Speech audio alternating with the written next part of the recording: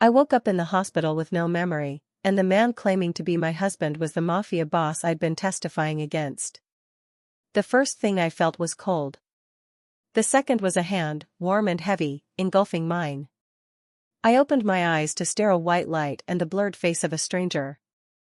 A beautiful, terrifying stranger with eyes like fractured ice and a jaw set in stone. Sofia, he breathed, the word rough with an emotion I couldn't place. Thank God. My throat was sandpaper. Who? Don't try to speak. His thumb stroked my knuckles, a gesture of intimate familiarity that made my skin prickle with wrongness. You're safe. The accident was 5 days ago. You've been asleep. A doctor confirmed the amnesia, retrograde, likely temporary. They told me my name was Sofia Moretti. They told me the man holding my hand, who hadn't left my side, was my husband, Luca. The name sent a jolt of pure, animal fear through my veins that the morphine couldn't touch. I didn't know my own face, but some deep, surviving part of me knew that name. Luca Conti. The man I had been preparing to destroy in court. He brought me home to a cliffside estate that felt like a museum. Cold, beautiful, empty. My body knew the hallways, but my mind screamed that I was a prisoner. I found a locked room. Luca's expression darkened when he caught me at the door. My office, he said, voice carefully neutral. It's a mess. Nothing for you to worry about. But the fear in my chest had a voice. That's where the evidence is. Your evidence. The first crack came at night. A nightmare, flashing lights, the smell of burning rubber, a man's face contorted in rage, woke me screaming. Luca was there in seconds, not in the master bedroom he said was ours, but from the adjacent room. He gathered me against his chest, his heartbeat a steady drum against my panic. I've got you, he murmured into my hair, rocking gently. The car went off the bridge. They're gone. They can't hurt you anymore. They. Not the accident. They. He'd revealed a sliver of truth. The next morning, I confronted him. I showed him the one thing I'd hidden, a news clipping on my phone, found in a forgotten purse, with his picture and the headline, Trial of Alleged Syndicate Kingpin Luca Conti Delayed After Key Witness Vanishes. I watched the color drain from his face. You're not my husband, I said. You kidnapped the witness. He didn't deny it. He sank into a chair, the powerful facade crumbling into profound exhaustion. No, Sofia. I protected the witness. The prosecutor on your case, the one you trusted, was on my rival's payroll. The accident was a hit. I got to you first, fabricated your death, and brought you here. The amnesia, that wasn't part of the plan. He made his offer, his voice raw. Your memory will return. When it does, you'll have 2 choices. You can use what you remember to put me away. Or you can use what I know to burn down the real corrupt system that tried to kill you. Until then, let me keep you safe. Let me be the shield I swore to be. A fragile, terrifying truce began. I was a ghost in his fortress. I studied myself, Sofia Moretti, a fiercely principled forensic accountant. I found her notes, her brilliant, meticulous work tracing money through shell companies. I understood her work. The skill was still there, etched into my muscle memory. That was my first moment of true strength. His vulnerability surfaced quietly. He'd find me in the library, surrounded by my own files, and ask me to explain the financial trails. He listened, not as a criminal, but as a student. One evening, he showed me a ledger of his own, not of illicit deals, but of charities, quiet donations to the families of those accidentally caught in his world's crossfire. This is the balance, he said quietly. This is what the prosecution will never see. This is what I'm trying to protect. The shift was seismic. I wasn't falling for my captor. I was beginning to see the man behind the monster the world feared, a man haunted by a legacy of violence, trying to carve a sliver of redemption with blood-stained hands. The first time I touched him without flinching, resting my hand over his as he pointed to a donation for a children's hospital, the air between us shifted into something charged and fragile. My memory returned not in a flood but in a devastating trickle. The face from my nightmare, the corrupt prosecutor, Miller. His hand on my arm, his whisper, "Drop the Conti case, or you'll regret it." The feeling of my car being forced toward the guardrail. I told Luca. The ice in his eyes was no longer fractured, but whole and deadly. "He knows you're alive," Luca said. "He's the only one who could have identified your body and found it missing. He's been waiting for you to resurface." That night, the estate's alarm screamed. Not an invasion, but a message. A single, bloody knife was plunged into my pillow, with a note, "Remembering can be fatal." Luca didn't rage. He planned. "We can run, forever. Or we can end this." He laid out Miller's empire, a web of corruption that reached judges, police, and legitimate businesses. My accounting work was the key to unraveling it all. "The man who tried to kill you doesn't work for me," Luca said. "He works for the rot in the very system you believed in. Help me expose it." We set a trap, using my returning memories as bait. We would meet Miller in a public, secure location with the promise of the original evidence. Luca's men were hidden. The police I no longer trusted were not informed. When Miller arrived, he wasn't alone. He had federal agents, ones he controlled. He smiled at me, a predator's smile. "Amnesiac or not, Ms. Moretti, you're coming with me as a material witness. Mr. Conti will be taken in for obstruction." It was a legal kidnapping. Luca stepped forward, placing his body between the agents and me. "She's not going anywhere with the man who ordered her death." He didn't reach for a weapon. He reached into his jacket and produced a flash drive. "This is a live feed. Everything here is streaming to 3 major news outlets and the one federal investigator I know to be clean. Ask Mr. Miller about his offshore account, Hydra. Ask him who really owns the shipping company that was my alleged front." Chaos erupted. Miller went for his gun, not at Luca, but at me, the irrefutable proof. The moment stretched. Luca moved, shoving me to the ground, taking the shot meant for my heart. It hit his shoulder. The sound of the gunshot was drowned by the screaming of sirens, the real police, alerted by the broadcast, finally arriving. In the aftermath, the truth was a media firestorm. Miller was arrested, his network exposed. Luca survived, his protective custody of a witness now framed in the press as a dramatic, if illegal, act of salvation.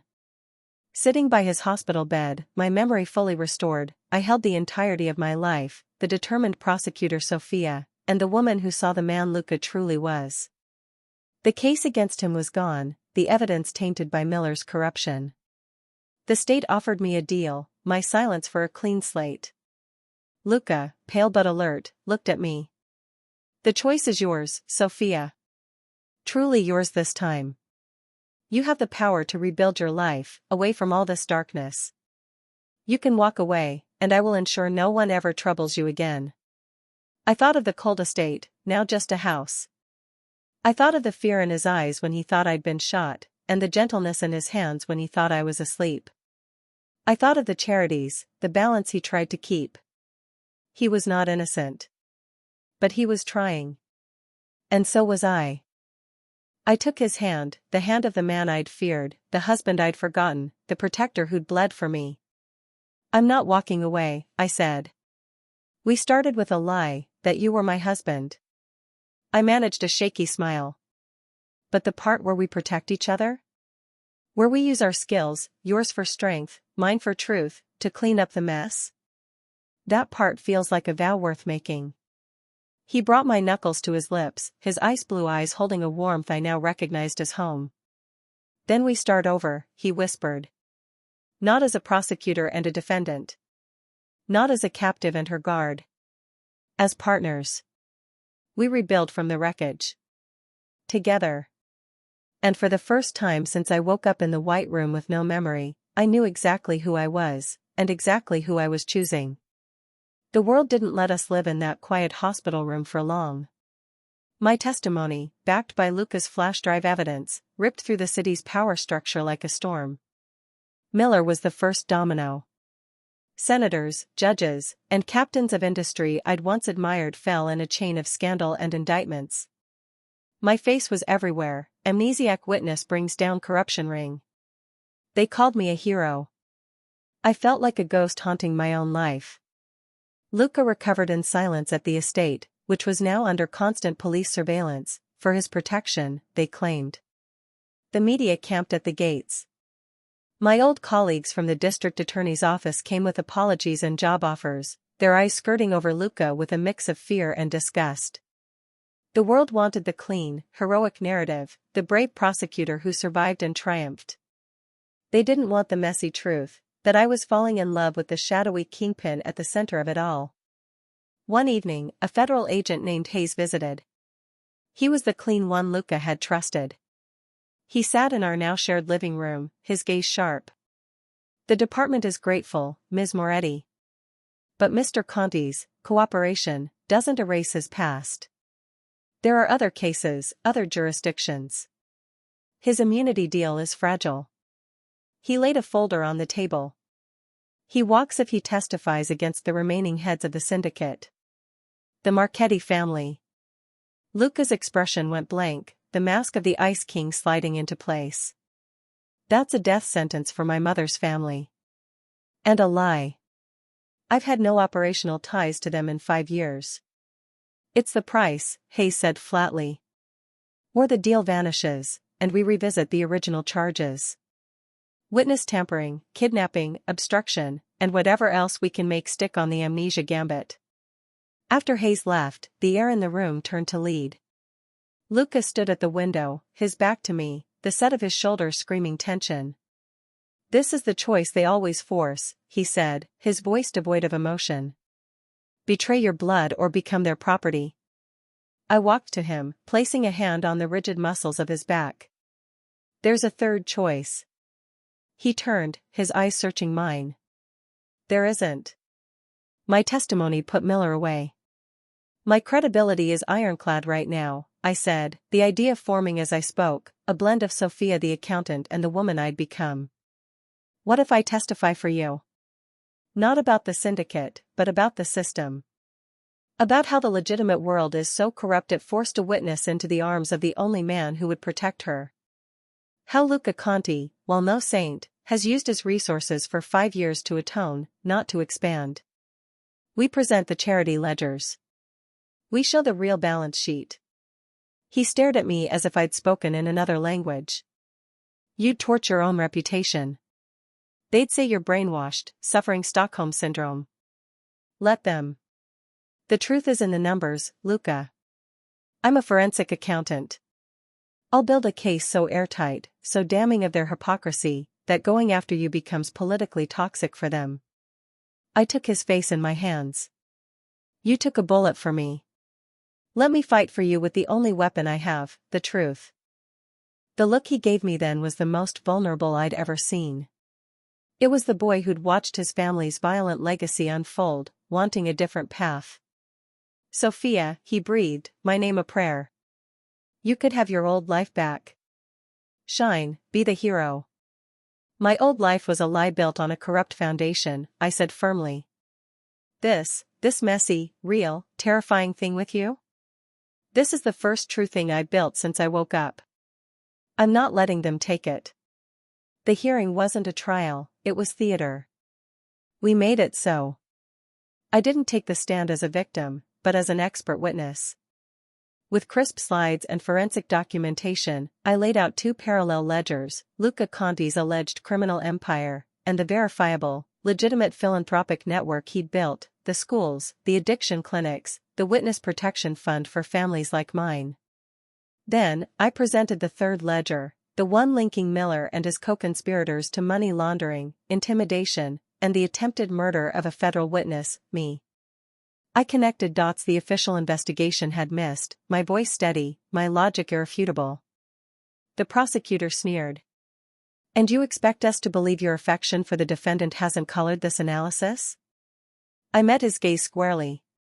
My analysis is numbers, counsel. It's objective. My testimony is that the man you label a monster was the only one who followed the spirit of the law, to protect a life, when the letter of the law, as held by your office, was busy trying to bury it. The media exploded.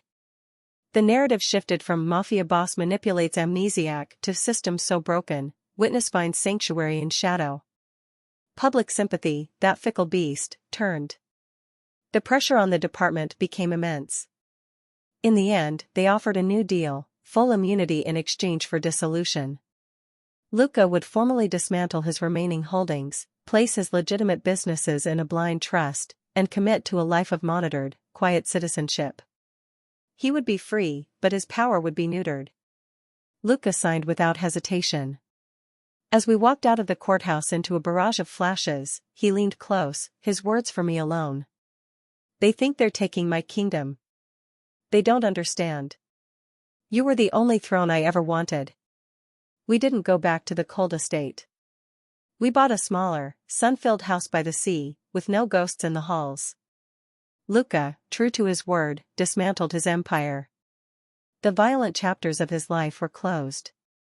He now consults, ironically, for financial security firms, using his unique perspective to protect the vulnerable from the very schemes he once knew intimately. I opened a private forensic accounting firm, specializing in helping victims of financial crime and systemic corruption. Our first major client was the charity foundation that now bore my sister's name, funded by the majority of Luca's wealth. Some nights, I still dream of the crash, of the cold water, of the blank white void of not knowing who I was. I wake up trembling. Luca is always there, not with empty platitudes, but with solid, quiet presence. You're here, he'll murmur.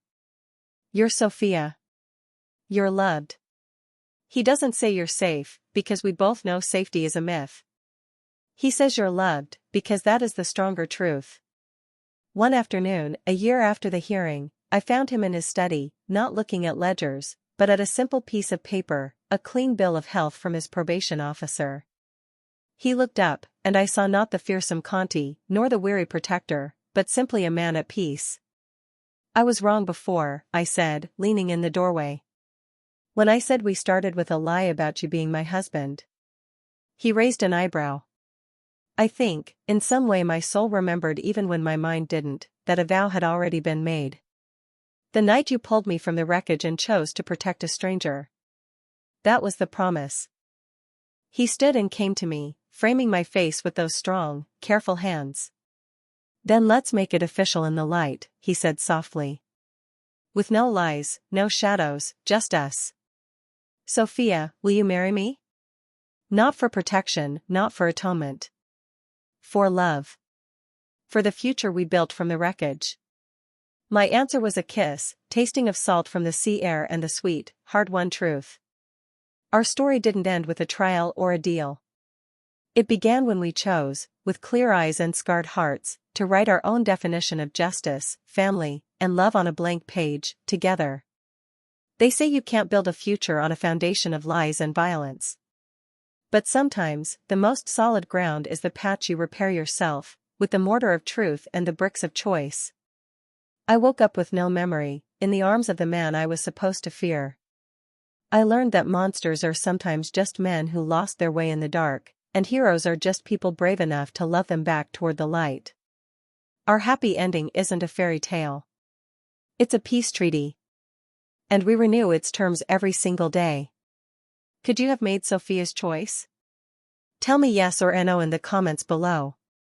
If stories of redemption and fierce, protective love are your sanctuary, then make this channel yours, subscribe and hit the bell. And if your heart needs more mending tonight, the perfect story is waiting in the playlist on your screen. Until next time, remember, the strongest love is often forged in the darkest fire. Thank you for watching.